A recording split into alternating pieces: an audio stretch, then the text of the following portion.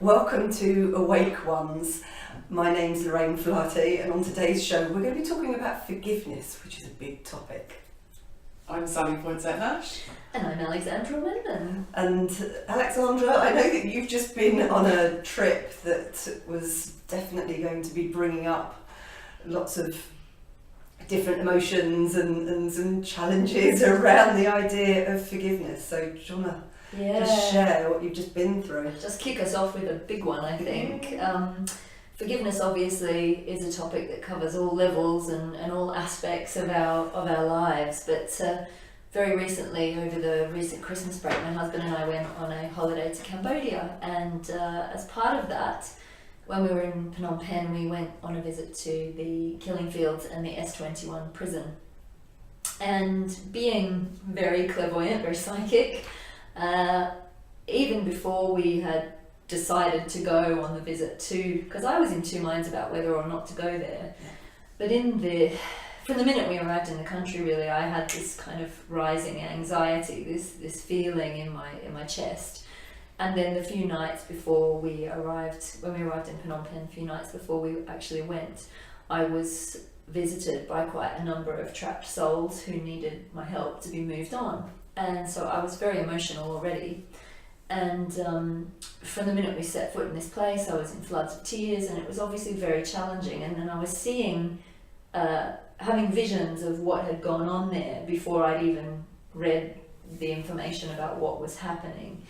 And God, it already makes me feel a bit emotional. But I think one of the most confronting things for me was reading about the people who had made the decisions to carry out these atrocities, and reading about Pol Pot, and in particular, when you go to the killing fields and then again to the S.21 prison, which was probably one of the most horrific things I've ever experienced, in that it is so confronting, is the fact that afterwards in the war trials, there was a guy known as Dutch who had been the guy to give the orders to carry out the torture that was done in this place. And it's completely grueling. I mean, there were children here. It's just, and it's really in your face, because they left the rooms as they found people, and then they put photographs of how the bodies were found. So it's even talking about it, very confronting. But as I kind of went through both these areas, and I was kind of helping people to move on, and just kind of, I suppose, trying to make some peace with what had happened within myself, and at the end seeing this man, and obviously there's a lot of anger that comes up when you see how could somebody have done this to these people. But what I found, I can't think of the word for it really, but what I found most kind of liberating, I suppose, was I spent a lot of time looking at a big picture of this man, Dutch, and during the trials, and there was information about him, was the fact that when he went to trial, rather than deny any of it, he actually held his hand up and said, I take responsibility for all the deaths that occurred under my orders on my watch. And when I read that, part of me, I kind of snapped out of it, and I thought, I have to forgive this guy. And maybe I have to forgive this guy, perhaps on behalf of some of the people who haven't been able to forgive him, and for his soul. Because with the work that we do, we know that souls come in for a reason, and there will have been a soul contract that he came in to carry out, much like the soul that is playing the role of Donald Trump on the planet at the moment. And I think that's probably one of the biggest challenges to go through as a human being, is to find forgiveness for people who are carrying out huge atrocities and who are causing the suffering of a lot of people. But if you can find that forgiveness, it's completely liberating and really healing, not just for yourself but for everybody, because at the point that I was able to forgive him, that was when I was able to really open up and clear a whole load of trapped souls from that place. And if I hadn't done that forgiveness, they would still be trapped there. Yeah. I don't think that I would have been able to do the work that I went to do. It was holding that love and that forgiveness in my heart that allowed it to happen. And Yeah, I think that that's probably one of the most challenging things I've ever experienced. I watched a video recently as well, and it was a Jewish woman who'd been in the concentration camps during the Holocaust, and she was one of the Mengele twin, or is it the twins that were experimented on in the camps, and she ended up forgiving the Nazi doctor who had done some of these things on her. She ended up writing him a letter, and I thought, that is huge, that is massive. I mean, it's one thing for me to go to the killing fields having never been there or never been part of it as an outsider, as a tourist, and try to find that peace within myself. But to be a person that's had something like that done to them and find that forgiveness, I find that just amazing. But it is, it's so necessary. I mean, if somebody like that can go through something like that and find it in their heart to forgive, it gives perspective on some of the little tiny things that we go through every day as human beings, where we don't forgive, or where we judge each other, or we hold each other accountable for stuff, that the needless stuff. Like, I think it made me look at, the things that, I get angry at my husband about, the silly little trivialities of life, like, just forgive it, just let go. Like, why do we hold on to stuff so much as human beings? I think that we really need to get some perspective now, especially with everything that's going on the planet, and I think this is part of what we're being awakened to, part of what we're kind of being given a slap in the face, like, wake up, what are you doing? Love each other. Yeah. So that's probably one of the most challenging stories of forgiveness that I can find. But what about you guys, Sally? I come from a very violent upbringing and home, and most of the abuse that I suffered was at the hands of my mother. So it's cause and effect. You're on the receiving end, you behave in ways that you wouldn't ordinarily behave in, and I found myself being able to forgive my mother for what she'd done to me. She was operating with what she knew and with her view of the world, and it didn't align with mine. I don't condone what she did, but I forgive it. Mm-hmm. And I really struggled with forgiving myself for the retaliation, and that was a longer and harder battle, really, trying to forgive me for retaliating in the heat of a moment and behaving in a way that I wasn't proud of. Mm-hmm. And it probably took me a long time to figure out I needed to forgive myself. I've forgiven her and her mother, and anyone else that I'd suffered abuse at the hands of, but I didn't realise I needed to forgive me in order to release it completely. And I did struggle with that for, it's a push-pull, and when I finally sort of found it in myself to be able to forgive myself for what I'd done, I just felt so free and so light. So yeah, I think there's forgiveness outward, and then there's forgiveness for yourself and the way you conduct yourself. Yeah. I think we need to remember as well is that, and this is said time and time again, is that forgiving someone doesn't excuse their bad behaviour. No. It's that you're not willing to carry around the damage that it's doing anymore. Yeah. And I definitely don't condone it. If there was anyone abusing a child, it's you can forgive the person, but not the action. Not the action. And there's choices I've made off the back of it not to have family in my life. I love from afar. I don't need the contact. It's just not good for me, and I think that in itself is empowering. A difficult choice to make, but an empowering one.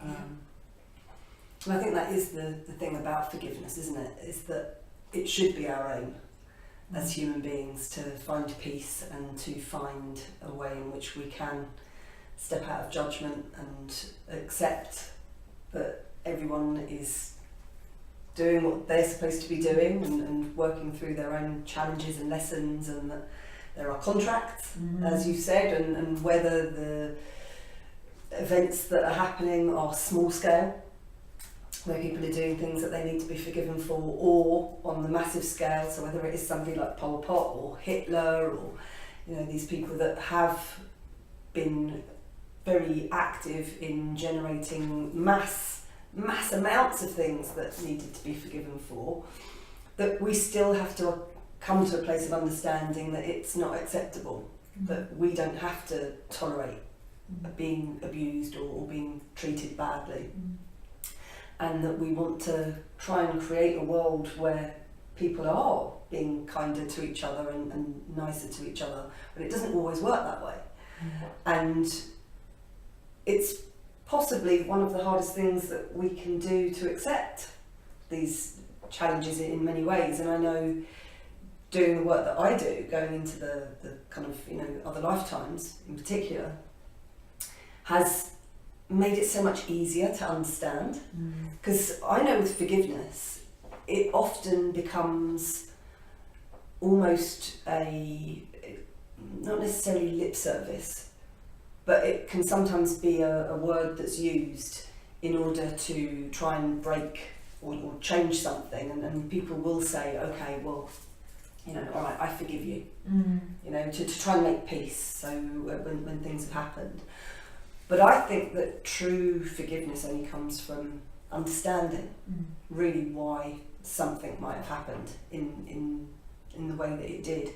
And whether we go to soul lessons and whether we go to the understanding, and it's in many sessions it's been made obvious to me that Hitler was playing a role, that there was an agreement, and that all of the souls that suffered at his hands also had signed up for it. And that's quite a big thing to get, to try to understand that actually some souls do need to experience suffering, that that's part of their soul's journey, and if they're going to need to suffer, then they are going to need somebody that will provide the mechanism by which they will suffer.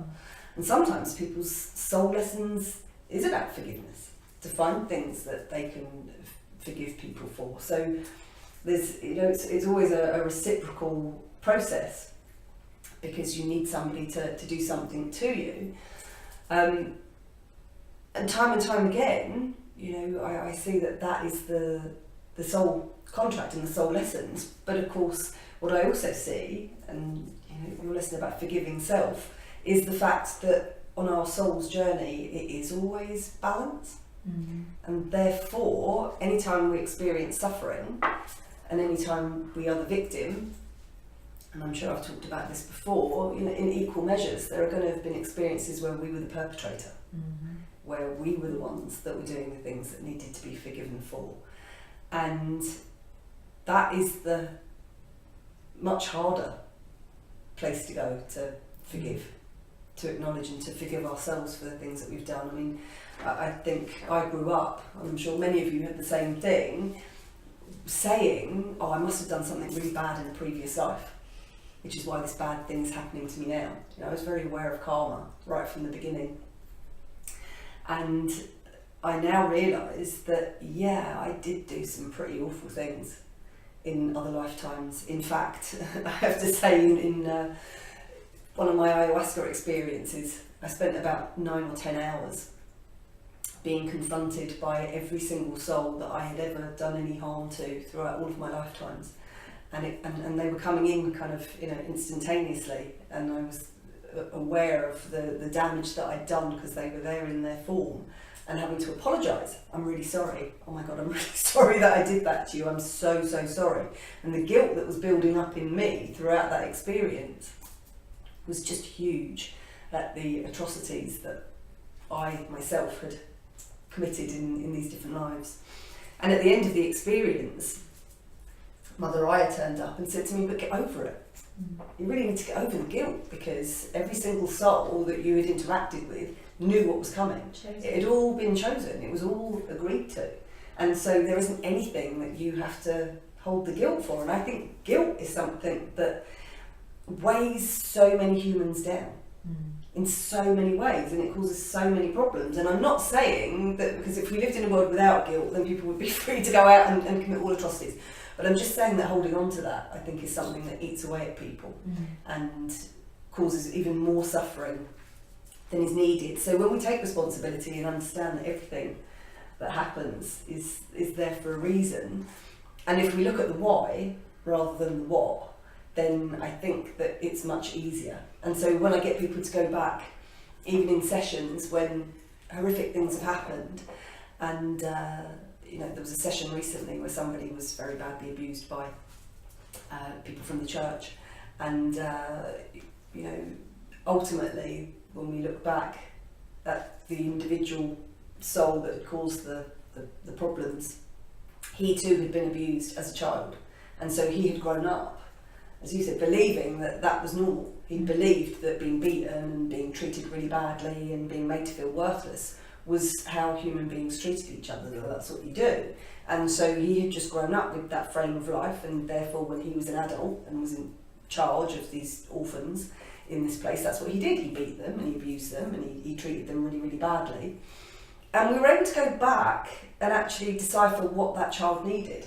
In his early years, what was it that would have made the difference? Mm-hmm. And of course what he needed was to be loved and to be told that he was worthy and valuable. And so by sending love to that version of him and seeing what he would have been like actually with love in his life, we were able to see that he would have grown up as a man who was compassionate and caring and helpful, and would have taken care of these children and would have loved these children and would have been a wonderful role model. And suddenly with that awareness that what was missing in the equation was love, was care, was protection. At that point, the person was able to forgive this man for all of the atrocities that he had committed, and the relief was palpable for both souls, for the person having the experience and for the person that had committed them. And then we looked at the soul contracts to find out that they had agreed to this. And of course it turned out that this person was also somebody that was very prominent in their current life, playing a very different role. In fact, it was a very close family member. And suddenly all of the challenges that they had gone through in the current life made sense too, because the contract was still ongoing. Mm-hmm. So that forgiveness, I understand, and I really genuinely now I forgive you, because I know where it came from. It came from that hurt that was within. Then they were able to let it go. And I was able to let mine go as well. It's amazing. Self-forgiveness, I think, is huge, because even day to day, I mean, how often are we negative with our thoughts? Yeah. Beat ourselves up constantly, then feel bad that we've beaten ourselves up, and go through this cycle of constantly, God, why do you do that? Why did you let that happen to you? Or why are you putting yourself up for that? And it's this constant battle. I find that with a lot of my clients, a lot of the crunch point is with the self-forgiveness. Yeah. It's like they play these patterns out over and over again, and until they really get it, they get that they have to forgive themselves. Sometimes for stuff that could be past life, or it might not be logical to them in this life, but they can see where the pattern is. Yeah. And it's like, oh my God, I've been carrying this around for lifetimes or since childhood, or sometimes it's ancestral and they're carrying the karma for the whole family. And it's like once you kind of pop that cork and they get it, it's so much more smooth sailing. Yeah. It really is a powerful emotion, forgiveness. It's sometimes hard to get there, but once you do, it can shift your whole life. Yeah, and I'm really aware when we see all of the drama that's going on the planet right now, and we hear about the terrorism, and we hear about the killings and things that go on, that my first thought, as soon as I hear that stuff, is to know that the reason why that person committed the atrocity is because they're in pain somewhere inside of them, and therefore I forgive them. Because I've seen it so many times why this stuff happens. It's because of fear, it's because of lack of understanding, and so I go straight to forgiveness. Yeah. Whenever I see any of those things, and I don't watch the news because I don't think it's really helpful, but whenever I do get snippets of stuff, or I hear these stories, straight to forgiveness, out of judgment and straight into. Everyone was once a baby, right? Everybody, without exception, was once a tiny innocent child. Something happens to shape the person. Yeah. So whatever it is, when you look at some of these terrorists or people carrying out atrocities are really young people, and they've got when they're young and they're vulnerable and they're lonely, or maybe they didn't have a good family, or there's always a story behind it, without exception. And it's not not to talk about Hitler, but I mean, he clearly had some major issues going on there. You know, for one, he wasn't German, he wasn't Aryan and blonde, he was none of the things that he was trying to fixate on. So, you know, is there a little bit of this huge underlying insecurity and obviously a lot of issues there going on to make him be that way? Not excusing, again, never excusing the action, but the person, there's always a story. What else can we say about you know, the Ho'oponopono that we talk about so often is a really, really powerful prayer to forgive yourself and others at the root cause of any issue that might be going on at any given time. And it really is, it's almost like you don't need to be with the person, or you don't need to stay in touch with the person that has caused you pain, but it's healing the pain at the root within yourself. When you heal anything within yourself, it will often heal the whole situation. And those 4 key phrases, we've talked about it in other videos quite numerous times, I think. It's like that it is so powerful. So I'm sorry, please forgive me, I love you, and thank you. Sometimes I add in, I'm sorry, please forgive me, I forgive you, I love you, thank you. You know, just as the extra step to cover both bases. But yeah, it really is, you know, because so many of us feel like we have to atone for something, and it's so ingrained in our society. Like, we always feel like, I don't know about you guys, I've always, even as a child, kind of thought, am I doing something wrong? Is somebody going to hold me accountable for something? And I always had this kind of, like this thing bearing down on me of, what if I get it wrong? What if I don't do it right? And we have so many rules and things to follow. It's like, just forgive yourself, give yourself a break. I was doing my tax yesterday and I got a little bit sidetracked and procrastinated. We were saying how amazing it is when you have to do your tax, you become so creative. I'm so creative. I went for a run, which I haven't done in over a year. Wow, tax is great for fitness.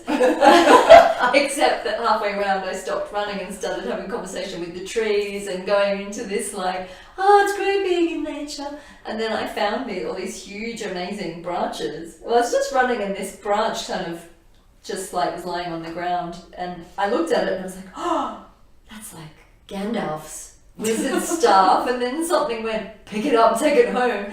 And then I went home and spent the rest of the day making myself an amazing, like full length, like probably taller than me, wizard's staff with crystals on it and everything. And it was like, it took me the whole day. I was like wood shavings everywhere, gold paint. And then part of me sat there and went, oh my God, what am I doing? I'm supposed to be doing my tax. And I went, screw it, I forgive myself. I'm having so much fun. It's like, I forgive myself for having fun. I mean, how often do we have to forgive ourselves for just creating and being frivolous and having a good time? It's like, God, forgive yourselves for that. We deserve it. But yeah, procrastinate. Witchy tax procrastination. Yes. So, and we do have to acknowledge that we are only human and we don't always get it right. And I think that's one of the things that I'm very clear when people are starting to understand and look at the deeper things, whether it was something that happened in their childhood or another lifetime or even things that they've done themselves, is that people don't always get it right. We can't possibly always get things right, and sometimes people do get hurt as a result of things that have happened or choices that have been made, and that we don't have to be perfect. We don't always have to get things right, because it's always the things that are challenging that help us to learn and grow anyway. I always come back to my Wizard of Oz analogy, in that without the Green Witch, nobody would have got to where it was that they needed to be. Without the Green Witch actually challenging and causing fear and causing adversity for everybody, you know, the lion wouldn't have found his courage, and the scarecrow wouldn't have found his intellect, his brain, and the Tin Man wouldn't have found his ability to love so deeply and have that love proven. So those that come along and test us, and I often have, I'm sure I've talked about this before, people that want to find a soulmate, and in their sessions they want to find, you know, the person that they love, because then it's going to make life easy. And I've don't know whether it's so challenging to point out that actually, you know, the closest soulmates are usually the ones that hurt you the most. They're usually the ones that provide the biggest tests and the biggest challenges and the greatest opportunity for suffering and the greatest opportunity to forgive, because that is how we learn and grow. And I think that we are, as we evolve, you know, the more we step out of judgment and the more we're able to understand and forgive, I think that's how we ascend. I think that's how we evolve as human beings. Definitely, because everyone is a mirror or a laser pointer pointing out what's going on within us. Yeah. So acceptance, forgiveness, understanding. And love, love, love, love, love. There's not much more we can say on that note, really, is So there? forgive yourself, whatever's going on. Forgive yourself, forgive those around you, recognise, look at the bigger picture. Not just the immediate actions or the immediate things that are going on around you, but ask yourself why. You know, if someone's behaving badly around you, ask yourself why. What does that person need? Because maybe they just need a bit of love. And if something is triggering you, it's triggering you for a reason. Whether it's you're watching it on the news, we're not disconnected from what's going on in the world. It is going to affect us. Or whether it's something in your daily life. Just look at, right, how is it affecting me? Do I need to forgive myself? Something that it's triggered in me, or do I need to forgive others? When you forgive something that's going on globally, it really does have an amazing ripple effect on the whole planet, that you are holding that energy and making it possible for others to hold that energy too. I forgive you both. Thanks. You're welcome. We forgive you too. And we forgive you. Yes.